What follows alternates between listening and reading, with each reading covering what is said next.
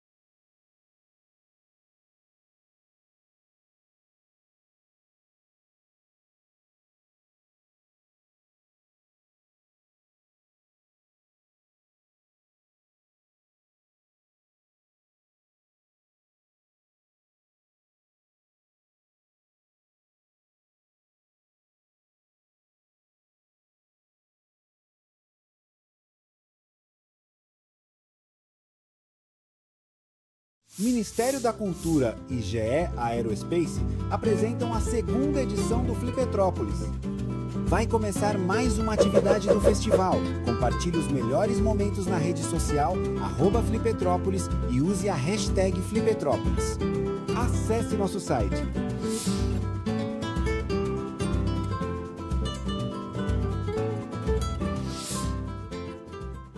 O vídeo a seguir possui recursos de legenda e libras. Apresenta cenas dinâmicas que registram diversas manifestações culturais de todas as regiões do Brasil, ambientado tanto nas ruas, nos palcos, como em grandes eventos e produções ou ambientes intimistas. O vídeo é plural, com agentes culturais de todas as idades, etnias, roupas e figurinos coloridos próprios de cada expressão cultural. A cultura é um dos mais preciosos instrumentos de democracia. É um canal de expressão plural que permite a convivência de diferentes vozes, histórias e visões de mundo. E por isso a cultura, tal qual a democracia, deve ser defendida e fortalecida. Essa é a função da Lei Rouanet, a principal política pública de incentivo à cultura brasileira. Com ela, perseguimos a missão de assegurar o acesso democrático à produção e à difusão cultural. Ao longo de mais de 3 décadas, a Rouanet permitiu que inúmeras iniciativas culturais, antes inviáveis, ganhassem o mundo. Revelou histórias, preservou tradições e transformou vidas. Lei Rouanet, há 33 anos tornando a cultura brasileira mais plural, acessível e democrática. Logos: Lei Rouanet, Ministério da Cultura, Governo do Brasil, do lado do povo brasileiro. Inicia-se o vídeo institucional da Caixa Cultural. Ao longo da narrativa, há imagens de ambientes diversos, como uma casa de concertos antiga, um casal sentado no banco de um parque, entre outros. Em cada imagem há, em locais específicos, desenhos em preto e branco animados que ilustram o maestro, apresentações de teatro, entre outros. Caixa e Governo do Brasil. Todo apoio às culturas brasileiras. Em seguida, inicia-se outro vídeo institucional do governo brasileiro. Ao longo da narração, há imagens de diferentes tipos de brasileiros e os demais ambientes em que vivem. Imagens de maquininhas de cartão diversas e telefones fazendo pagamentos para vários tipos de comércio, como feiras e supermercados. Imagens de pessoas comendo e fazendo comidas de maneiras variadas. Imagens de fábricas, cidades, manifestações, jovens na escolas, favelas, casas no interior e todos os tipos diferentes de cenários que vivem os povos brasileiros. No canto inferior direito está a intérprete de Libras. Ela traduz tudo o que é falado. A roda de conversa acontece em um palco onde 2 poltronas brancas foram dispostas de maneira centralizadas, intercaladas por uma mesinha que carrega garrafas de água e livros. O fundo é composto por um grande banner que ocupa toda a extensão do palco em tons de rosa, rosa claro, verde claro, azul claro e lilás. Sobreposto de cima deste banner de maneira centralizada e vertical, há outro banner grande onde centralizado está a logomarca do segundo Flipetrópolis, em tons de branco, verde claro, lilás, rosa e rosa claro. Na esquerda, posicionada na parede, há um telão que passa ao vivo a roda de conversa em questão e os intérpretes de Libras. Da esquerda para a direita, a primeira pessoa sentada é Mari Del Priore, uma mulher branca de cabelos lisos e loiros cujo comprimento lhe passa um pouco os ombros. Ela traja blusa rosa, por cima usa um blazer de tom cinza e calça preta. Leva no pescoço o crachá dos participantes do evento. A segunda e última pessoa sentada é Carolina Freitas, uma mulher branca de cabelos lisos e escuros cujo comprimento lhe passa os ombros. Ela traja blusa preta. Por cima, usa um casaco branco e calça branca estampada com preto. Leva no pescoço o crachá dos participantes do evento. Ao longo do vídeo, a plateia é filmada e está cheia. No canto inferior direito do vídeo em questão estão do início ao fim os intérpretes de Libras. Estes se intercalam ao longo do vídeo entre diferentes mulheres e homens que trajam blusa preta. Eles traduzem simultaneamente tudo o que é falado. A gente faz isso porque gosta de história. É verdade. Somos apaixonados por história e temos uma preocupação muito grande, porque estar diante de leitores, diante de amigos dos livros, é de fundamental importância, porque o Brasil está esquecendo o seu passado, está esquecendo a sua história. Então, é um desafio que nós temos e é uma coisa que nós fazemos com muita paixão.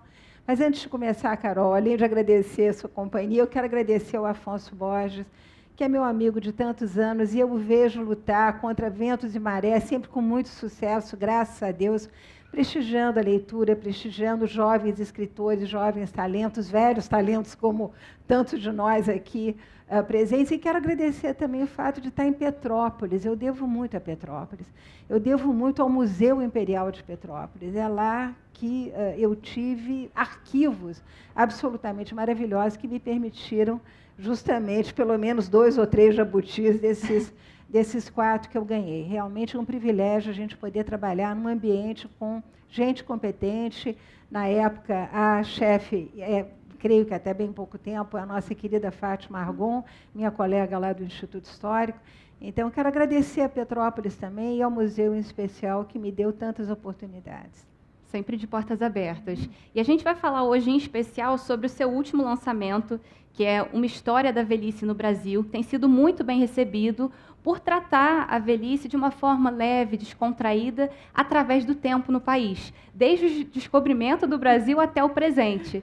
E aí eu queria saber, em particular, sobre as surpresas com as quais você se deparou quando você estudou a velhice no período colonial. Até então, você não tinha muito registro dessa época, né? Pois é, eu achei que era um desses assuntos que faltava a gente abordar. Tem história de tudo, né? A grande vantagem da história é que a gente pode fazer realmente história de tudo. Há documentos maravilhosos em toda a parte. E eu acho que a velhice hoje... Eu não uso eufemismos, eu detesto essa coisa de envelhecência, melhor idade, sênior. Quem tem dor no joelho, nas costas, está perdendo entes queridos, sabe que a velhice é bem mais complicada do que esses nomes de caixa de sabonete, né? Que parece que a velhice é uma coisa cor-de-rosa.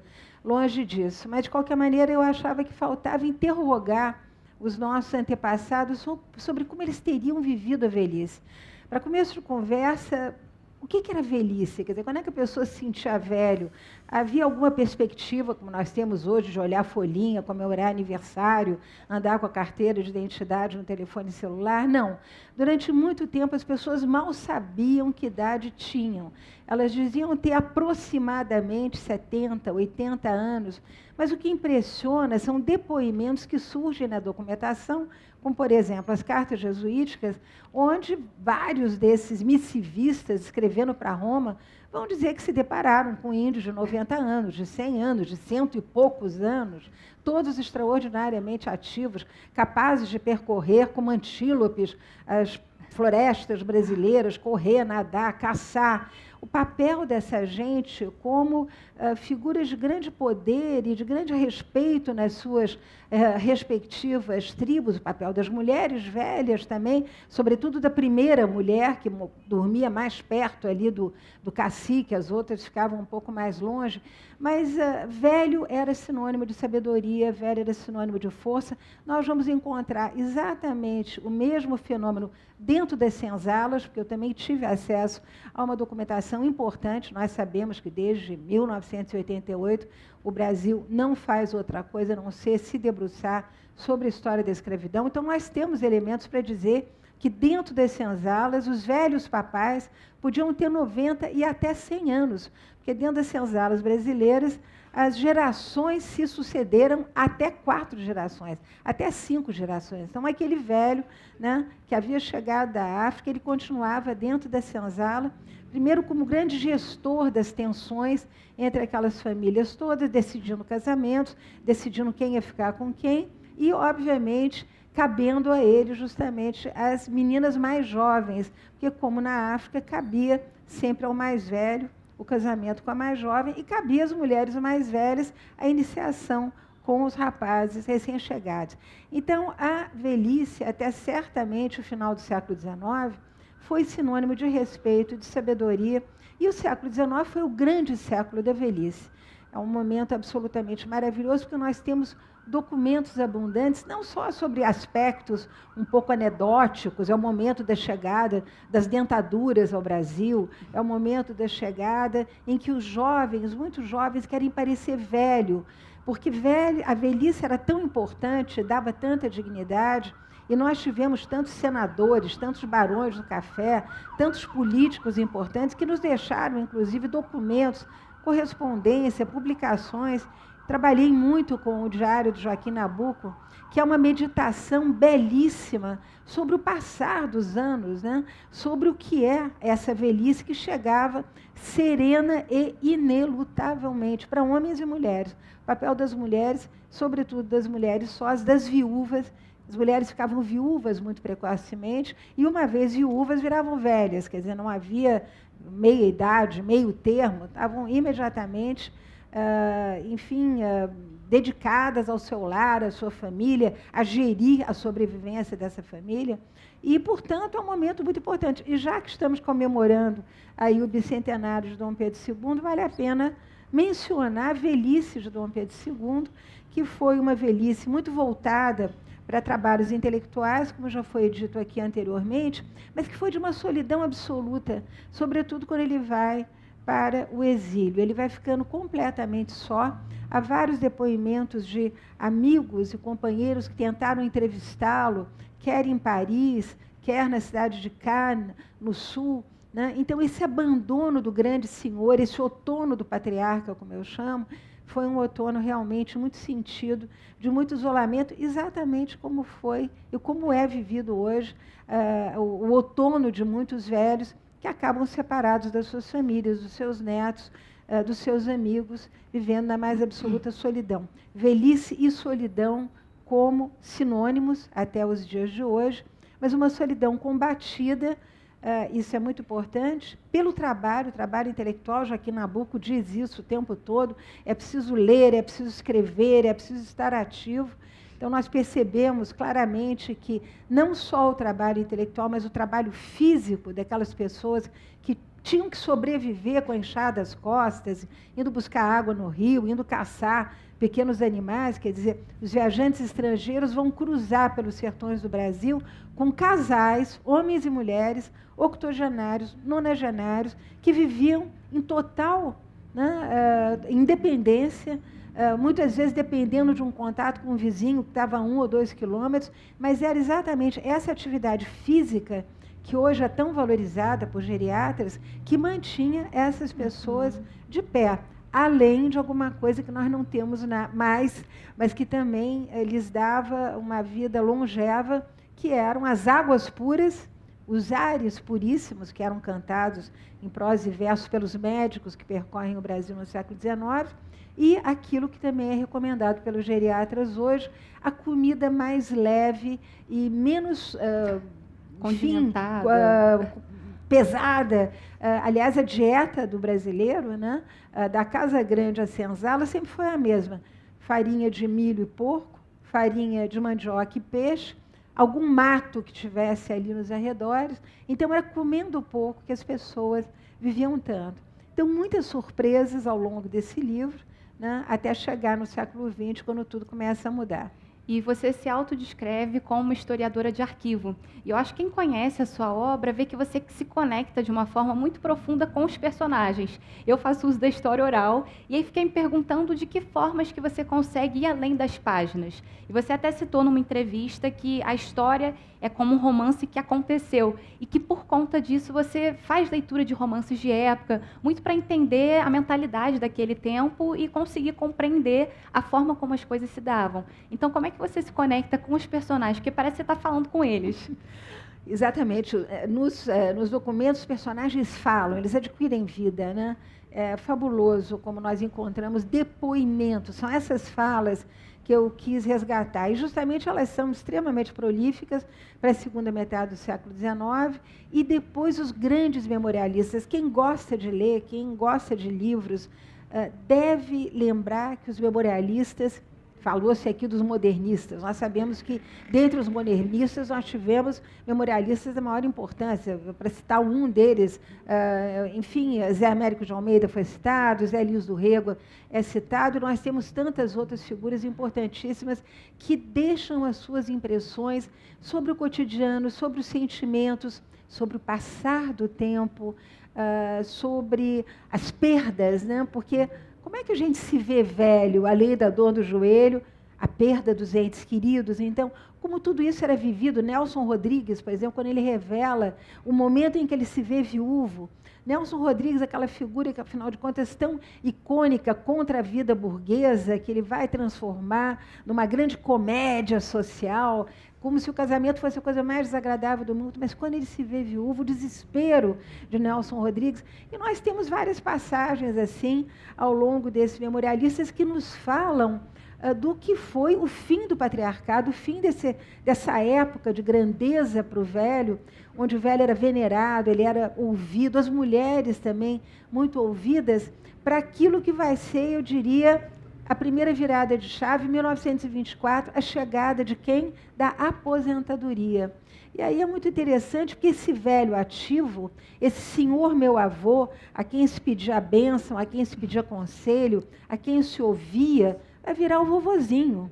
Quer dizer, não tem mais senhor meu avô, não tem mais estar de joelhos na frente daquela figura que decide a vida de uma família que conta agregados, porque mesmo entre as classes médias baixas e entre as pessoas mais pobres, acolher uma cunhada viúva, acolher uma irmã solteira, acolher sobrinhos, esse era o papel do velho, era o papel do patriarca. Mas tudo isso desaparece e esse velho poderoso vira o vovozinho. E é muito interessante porque aí os memorialistas mesmo vão percebendo a nova imagem do velho. Uma coisa interessante, governo Getúlio bota a imagem do velho aí, quando é reeleito. O velho que sabe sorrir. A Carolina Nabuco, que passou muitas férias aqui, nadando no rio Piabanha e jogando tênis com Santos Dumont aqui no Clube Mais Chique de Petrópolis, ela conta, por exemplo, que velho não podia rir. Os velhos não sorriam. É preciso Getúlio Vargas inaugurar aquela gargalhada gostosa, aparecer nas fotografias, até aqui em Petrópolis, muitas vezes, no meio de crianças. Quer dizer, a imagem do homem velho, ela vai se modificando também através da política, também através dessa aproximação com a população. E o vovozinho vai começar a cuidar do netinho. Por quê? Porque a filha do vovozinho está no mercado de trabalho.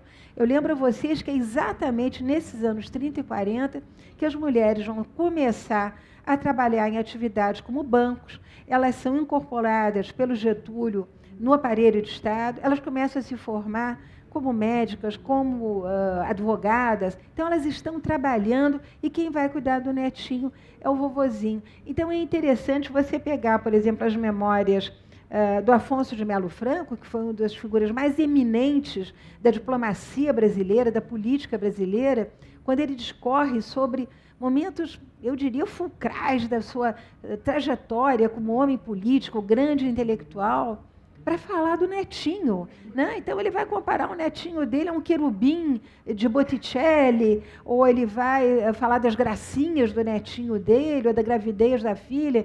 Então, é interessante como essa imagem do patriarca, sempre numa relação muito vertical com a família, começa a se adoçar, começa a se açucarar, né? Esse velho, ele ganha uma nova figura. Agora, ele é o aposentado. Ele é aquela pessoa que suga da sociedade. Né? Ele pede para a sociedade e ele não dá mais nada em troco. Ele é o inativo, ele está no aposento. E aí é interessante porque os aposentados começam a se organizar. Eles são os aposentados do Banco do Brasil, eles são os aposentados professores, eles são os aposentados das linhas ferroviárias.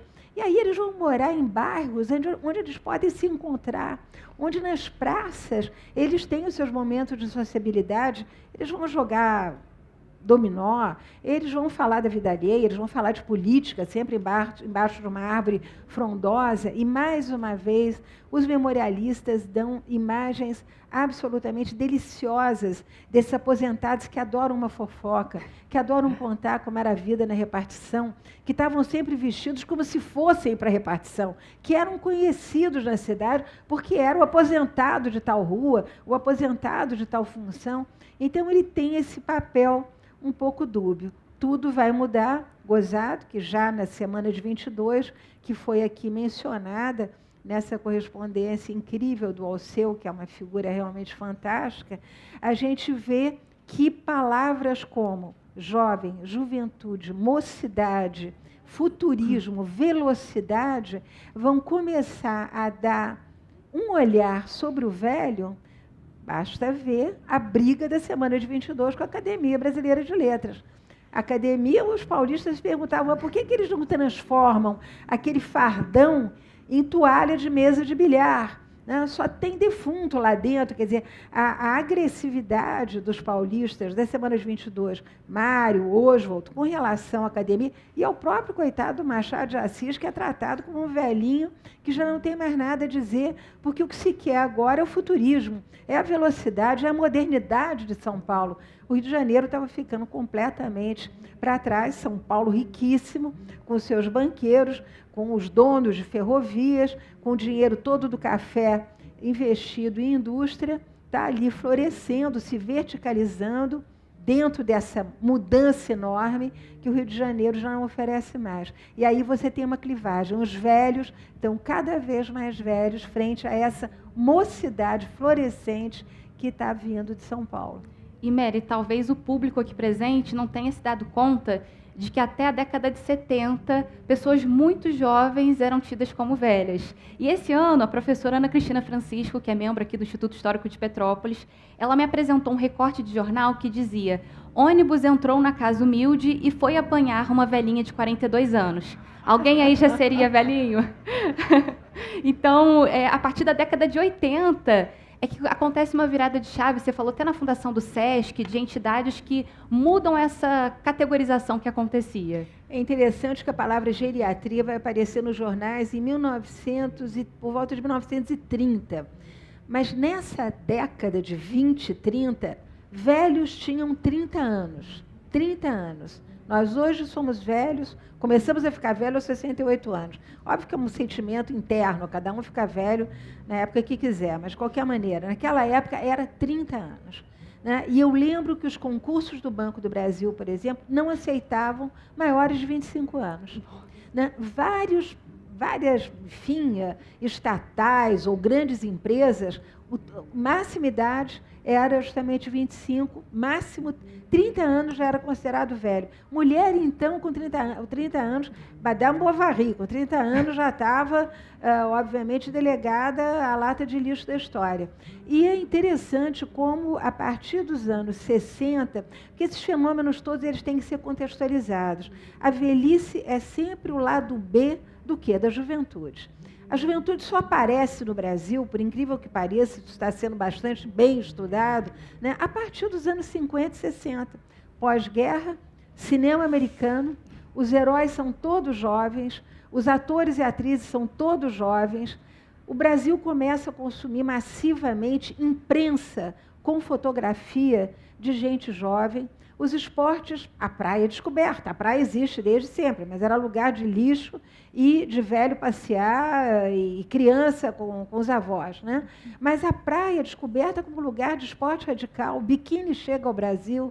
Né? Além do biquíni, nós temos a revolução do rock and roll, temos a revolução sexual, temos a chegada da pílula ao Brasil, temos o divórcio em 77, é uma transformação social enorme. E quem está fazendo essa transformação social é também a juventude que vai pegar em armas Contra quem? Contra os velhos. Vamos lembrar da fotografia dos nossos ditadores, todos com os óculos escuros, jamais um sorriso, sempre vestidos de forma muito sisuda e um tratamento muito vertical também em relação à sociedade. Então, é nesse momento que nós vamos ter uma virada de chave, porque esses velhinhos aposentados, né, que nunca pararam de se encontrar nos clubes, nas reuniões de sindicato, estão de olho no quê? Estão de olho na Constituinte. Estão de olho na Constituinte de 88, da qual vão participar ativamente como políticos, porque tem a bancada dos velhinhos, mas também ali nas galerias, gritando e dando força para que houvessem cada vez melhores condições de vida para o velho. E você citou essa velhinha de 42 anos, e em 1970, o Correio da Manhã, que era um dos jornais mais importantes do Rio de Janeiro, começa a publicar os artigos do primeiro grande geriatra que nós vamos ter no Brasil, que é o Dr. Filizola, famoso Dr. Filizola das balanças que a gente tem nas farmácias, sobe na balança Filizola para saber quanto está pesando. E o Dr. Filizola faz o primeiro grande tratado de geriatria aqui no Brasil, dizendo que o velho é o homem de 40 anos e que ele já nasce um marginal. Ele nasce um marginal, porque sendo velho não há lugar para ele na sociedade brasileira. Então, que é preciso se pensar projetos para os velhos brasileiros. É muito interessante porque ele entrevista várias mulheres para saberem como é que se dava o envelhecimento. Aparece aí uma palavra que está na moda agora, tá? Mas o doutor Filizola está preocupado lá em 1970. Menopausa. Ele está preocupado com a menopausa das mulheres. É aquele momento em que ele não fala menopausa, ele diz, elas entram na era gerontológica, né? Sempre com eufemismos, né? Eu lembro que a palavra orgasmo só é pronunciada no Brasil a partir dos anos 80, mas isso é só uma notinha de rodapé. Enfim, ele está falando, então, dessas mulheres que estão nessa fase extremamente difícil e que, nesse momento, merecem o quê? Todo o amor e carinho dos seus maridos. Tá? Mas, nessa mesma época, está chegando o divórcio. E os maridos estão de olho ali na menina mais jovem que está aparecendo de biquíni lá na praia, que não existia antes, né? Que vai incitar páginas apavorantes do Nelson Rodrigues, né, dizendo que a mulher brasileira nunca esteve tão nua, o biquíni é alguma coisa que torna a mulher um ser inferior, que ela não pode se despir dessa maneira, mas é exatamente esse universo da juventude que está entrando aí no mundo dos velhos e que vai acelerar muito divórcio nos anos 70, o que vai justificar não só uma literatura feminina muito ressentida. Nós temos várias autoras que falam do envelhecimento. A Clarice Lispector talvez estivesse falando do seu próprio envelhecimento. Ela tem vários contos onde a velha, né, a velha mãe que está aniversariando, coberta de perfume pela filha, para não exudar aquele cheiro de velha, né? Ou então a velha que é posta para fora de casa pelo filho e que vai passar de mão em mão. E ela tem um conto em que ela diz literalmente, eu tenho inveja da mocidade. Aquela mocidade que ela via lá no Leme, morava lá no Leme, via aquela garotada belíssima ali, né? Garota de Ipanema, os anos 70, Bossa Nova, Rio de Janeiro. E ela diz, eu quero a minha juventude de volta, eu tenho ódio, eu tenho raiva, a minha juventude escorreu pelos meus dedos. Então, há um ressentimento muito grande dessas mulheres. Eu lembro que uma das maiores cronistas dessa época, que escrevia para a revista Cláudia, agora me perdi o nome dela por um minuto, em que ela vai consolar a mulher de 40 anos. Ela vai dizer, não se sinta mal, porque você está perdendo a sua juventude, vá se dedicar a alguma coisa, vá fazer alguma coisa da sua vida. E ela tem uma frase que eu acho muito engraçada, ela diz, aos 40 anos ninguém acorda fresca como uma alface. Então, vá se ocupar, vá fazer alguma coisa do seu tempo, que você vai conseguir envelhecer melhor. E o doutor Filizola, justamente, vai entrevistar a mãe do grande político Carlos Lacerda, Olga Lacerda, que também dá um conselho muito interessante. Ela diz, devia haver escolas para ensinar as pessoas a envelhecer, porque envelhecer é uma coisa maravilhosa e as pessoas têm um preconceito muito grande contra o envelhecimento. Então, a gente vê que essa é uma época de grandes mudanças, mas milagres acontecem no Brasil, e talvez o maior dele tenha sido o milagre dos anos de ouro, nos anos de chumbo, como dizem os historiadores, quer dizer, em plena ditadura o Brasil cresceu barbaridade, e todo mundo que teve emprego em estatal, né, época de grandes construções, infraestrutura no Brasil acontecendo, essas pessoas vão se beneficiar depois dessas vantajosas aposentadorias, e o velho vai ganhando um lugar na sociedade consumidor, que é uma coisa que também não aparecia antes. O velho, ele economizava porque ele se sentia responsável por filhos e netos, ele ajudava. As mulheres, sobretudo, sempre tiveram capacidade de reter, de economizar melhor o dinheiro, administrar as suas famílias em todas as classes sociais. Mas esse é um momento em que ele surge como consumidor, e ele vai ser consumidor de tudo. Ele vai ser consumidor do SUS, que vai ser criado justamente da Constituição de 88, o SESC, que existe desde 43, a partir dos anos 90, vendo a chegada desses velhos, começa a providenciar para eles tudo aquilo que é lazer, que é cultura, que é a possibilidade de eles se encontrarem, e isso é importante dizer, em cidades que são cada vez mais hostis aos velhos, né? Outro dia até falei sobre isso a respeito de São Paulo. Quer dizer, a rua, que era um lugar de passeio, hoje é um lugar de passagem. O velho passeava na rua. Hoje ele pode, no máximo, passear no supermercado ou dentro de um shopping center, se houver perto da casa dele. Se ele sai na rua, ele vai ser atropelado por uma bicicleta, por um patins, por um veículo elétrico, um carro. Então, é esse isolamento do velho, que antes se via cercado da família e que não impunha aos filhos, isso que nós vemos hoje, justamente nessa produção enorme literária, né, que está aparecendo, de pessoas que contam como é cuidar dos seus entes queridos, parar o seu trabalho, as mulheres, sobretudo, né, elas têm uma carga, primeiro elas cuidam dos filhos, depois elas cuidam dos pais, então param muitas vezes de trabalhar, muitas têm que abandonar a casa, o lar, o marido, para cuidar do pai, da mãe doente. Então essas mudanças todas vão se fazer num contexto de um Brasil que, apesar das crises do petróleo, ainda tem como oferecer um certo conforto para o velho. Há economistas que mostram como o ganho do velho cresce nesse final do século XX. O velho começa a viajar, ele vai botar dentadura de titânio, ele vai botar cabeleira, o mundo é dele, tudo lhe é oferecido, e ele se vê sozinho na grande cidade. Então, esse é o grande paradoxo, eu diria, desse envelhecimento hoje. E eu termino lembrando uma coisa muito bonita que eu aprendi lendo sobre esses velhos maravilhosos, e o Alceu foi um deles, né? Morreu velhinho, produziu até o final. Como Nabucco, ele se encontra na espiritualidade, já que Nabucco também velho, né, vai voltar ao catolicismo de infância. Então há essa reconexão com o religioso, essa reconexão com a fé. Mas a coisa mais bonita que eu encontrei estudando esses velhos foi o pudor absoluto que eles tinham de falar das suas dores.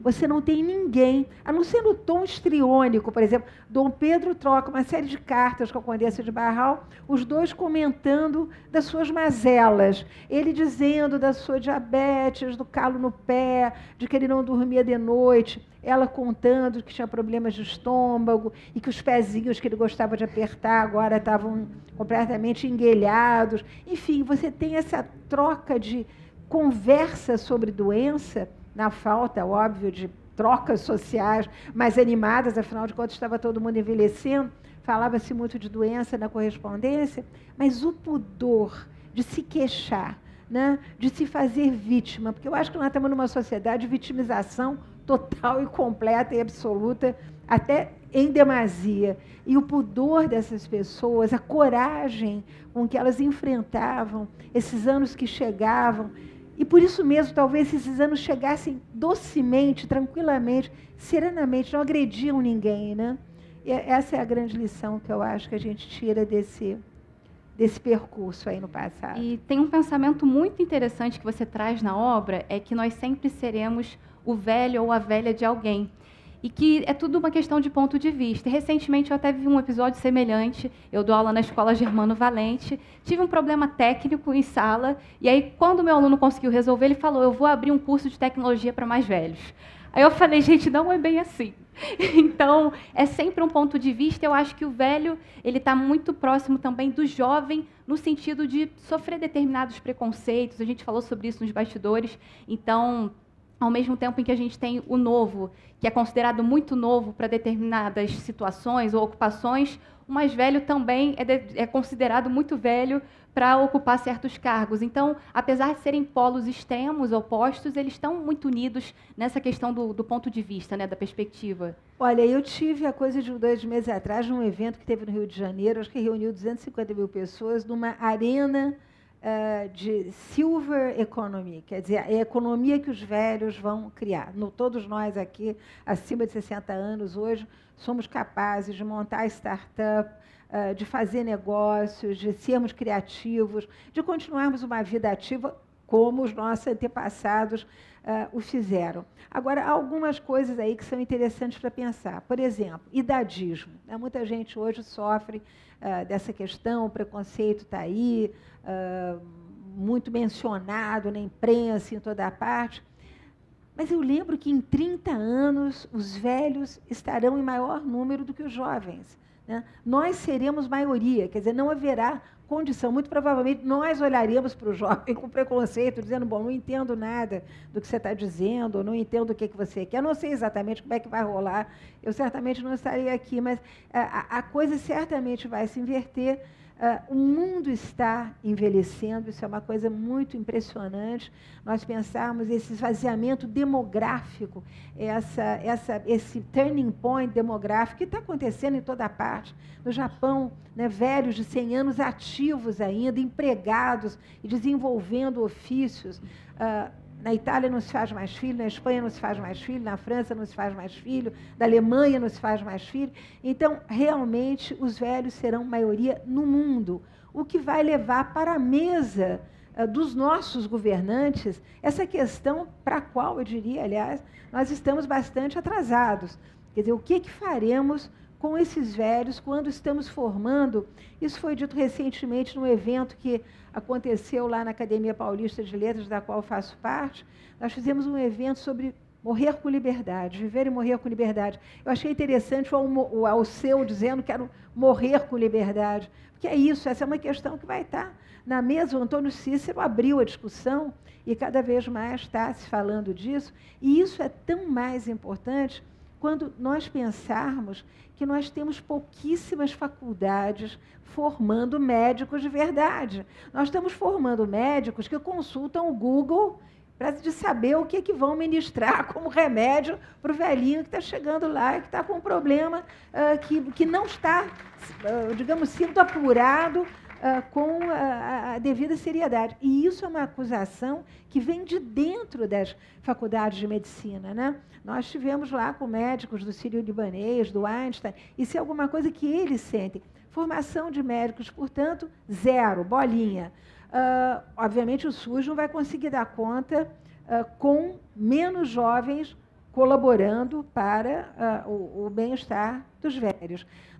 Os jovens vão ter um problema seríssimo. A aposentadoria deles não vai chegar a 1/3 da aposentadoria dos avós deles hoje, né? Porque não haverá quem cotizar para que eles tenham a aposentadoria que nós hoje temos o privilégio de gozar. Então, eu acho que essas questões todas, e eu acho que o papel do historiador, às vezes, é mais convidar a pensar do que definir questões. Eu não tenho nenhuma preocupação em definir coisa nenhuma. Tenho preocupação em levar para as pessoas alguns assuntos interessantes, né?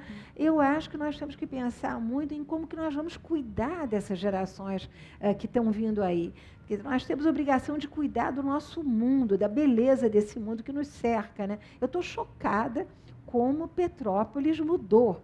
né? Eu estou vindo de Teresópolis, que eu sou feliz moradora lá de uma roça, e eu não sabia que tinha tanto prédio, né? Quer dizer, essa cidade onde se nadava no rio Piabanha, né? Carolina Nabuco conta aí, passeava a cavalo, nadava no rio. A Tarsila do Amaral, sobre quem eu escrevi, perde uma netinha, a única, aliás, nadando tragicamente aqui no rio Piabanha. Tudo isso mudou, prédios. Quer dizer, nós temos que cuidar melhor desse mundo para os nossos netos. Eu acho que nós temos que ter isso que alguns filósofos como Hans Jonas falam, quer dizer, cabe a nós nos responsabilizarmos por esse mundo, essa natureza que nós vamos deixar para os jovens. E temos que pensar também em dar a eles todo o suporte, porque a vida deles vai ser muito difícil, muito mais difícil do que a nossa foi, né? Então, eu acho que falar de envelhecimento hoje não é só prometer viagem para Cancún, conhecer não sei o quê,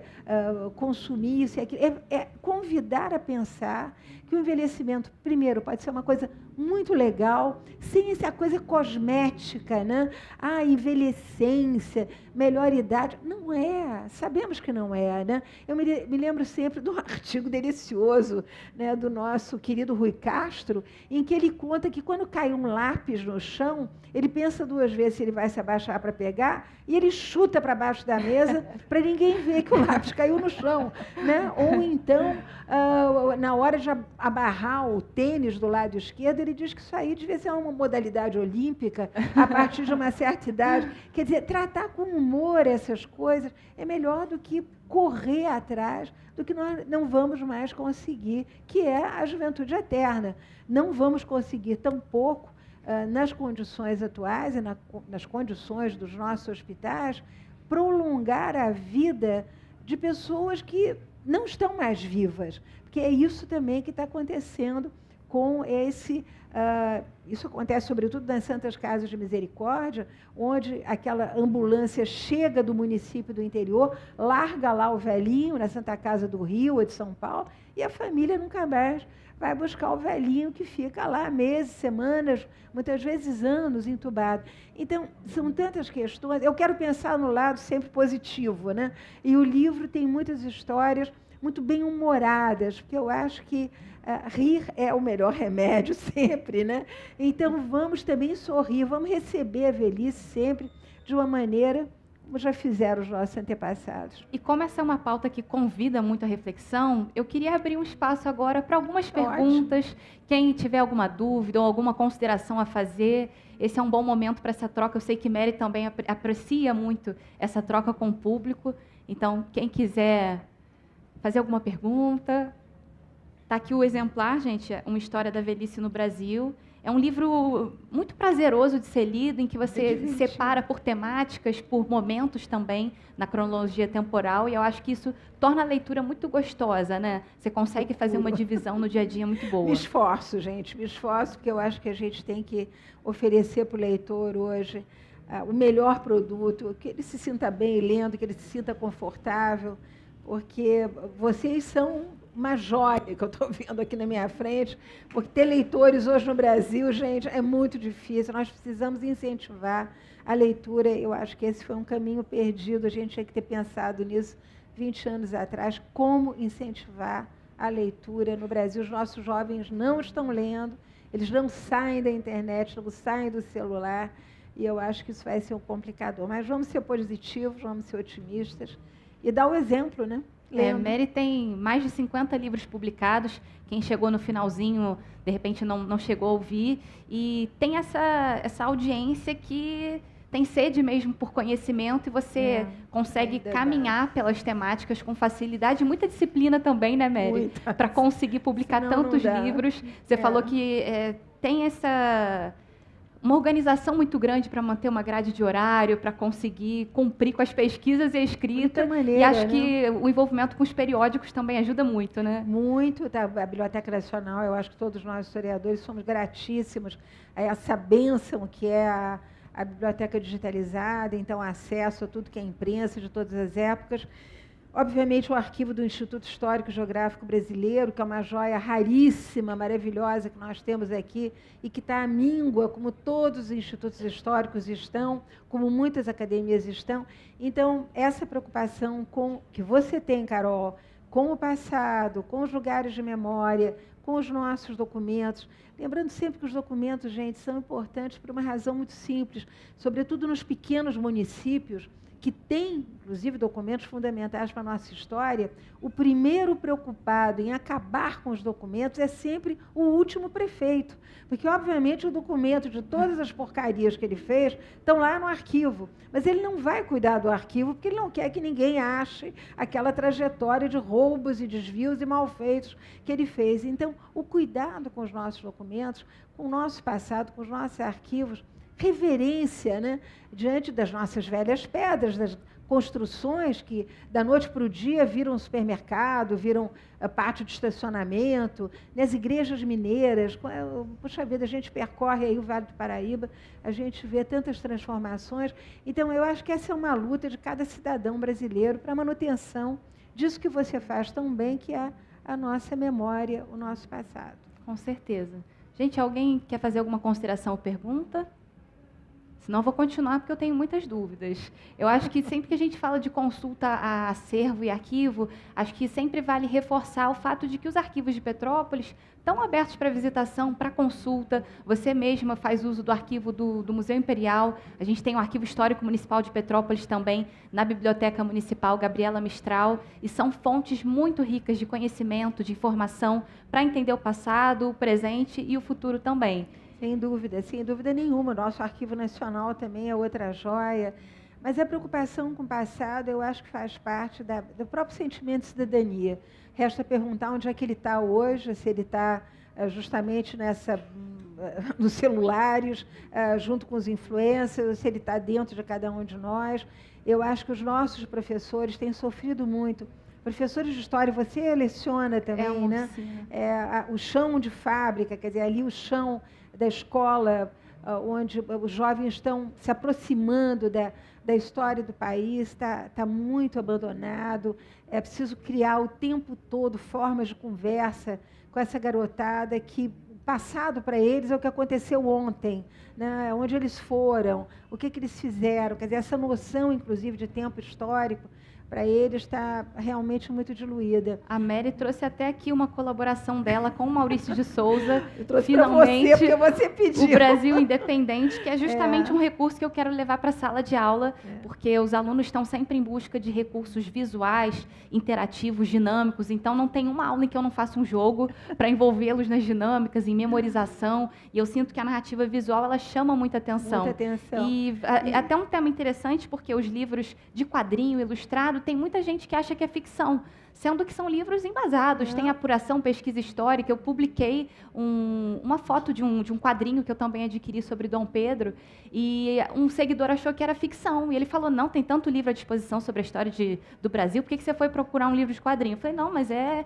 a história embasada. As bibliotecas são importantes para atrair os nossos alunos, sem dúvida. E o Maurício fez uma graça, ele me transformou em personagem.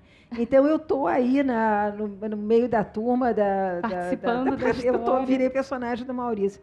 Mas ele é uma figura absolutamente maravilhosa e tem que ser muito reverenciada, porque ele realmente levou milhares de crianças a lerem, e isso que é importante. Os livros, estou vendo aqui um jovem leitor, provavelmente conhece, você deve ter conhecido os livros do Maurício de Souza, né? Então, isso que é legal, isso que é bom. E, Mary, como você está nesse processo constante de pesquisa, de escrita, você já tem alguma outra novidade literária? Não. Ou está trabalhando ainda na divulgação desse? Eu digo que esse livro nasceu de uma dor no joelho de uma mãe centenária. E o livro termina com a minha dor no joelho indo embora, depois de muita fisioterapia, e a minha mãe partindo. Foi uma experiência realmente bastante... a gente sempre se envolve. Eu digo sempre que a gente tem que deixar uma parte da gente no livro que faz, no livro que escreve, ainda que seja um livro de história.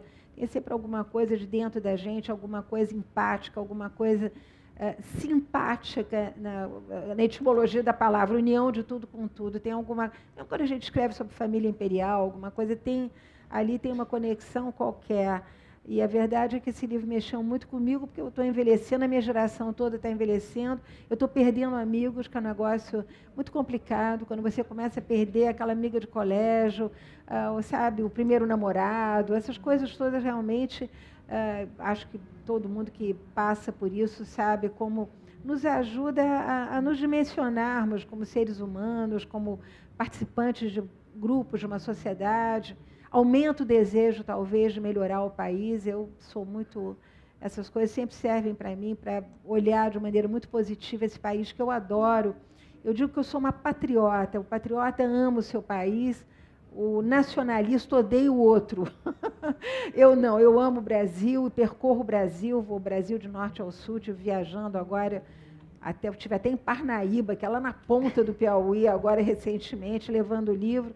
Mas quanto mais viajo pelo Brasil, mais eu acho que nós temos condições de fazer um bonito trabalho nesse país, se nos ajudarmos, começarmos a nos escutarmos mais do que nos escutamos. Eu acho que tem que ser menos o lugar de fala e mais o lugar de escuta. Esse negócio de ficar gritando o tempo todo que eu tenho lugar de fala não nos faz colaborar coletivamente. Essa é uma lição que os antepassados também dão, sabe? Era o coletivo, era o nós, né? Aliás, nos anos 70 e 80 também as revoluções todas sempre foram feitas no plural, não era a primeira pessoa do singular.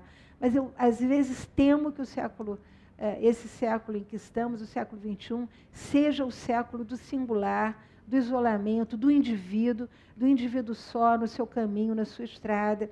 Eu não sei se isso nos fará bem.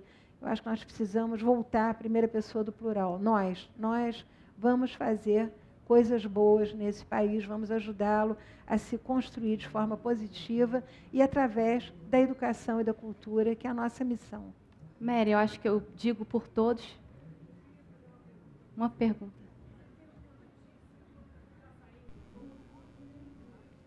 Estou ouvindo nada. Meu amor, vem para frente que eu não estou te ouvindo.